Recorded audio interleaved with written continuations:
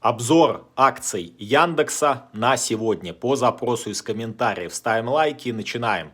Акции Яндекса сегодня снижаются, торгуются у отметки 4420 рублей. Идет локальная нисходящая тенденция. Был сильный уровень поддержки 4500, который я заранее предупреждал, если пробьем, можем поехать вниз.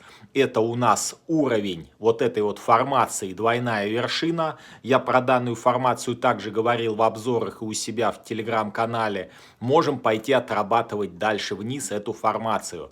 Не значит, что надо шортить, значит, что надо следить за определенными моментами. Зачем слежу я? Если акции Яндекс удержат на данных лоях медведи, я буду ниже поддержки 4400 рассматривать шортовую точку входа. Если будет какая-то интересная точка входа и больше торговых идей анализа акций, смотрите у меня в телеграм-канале.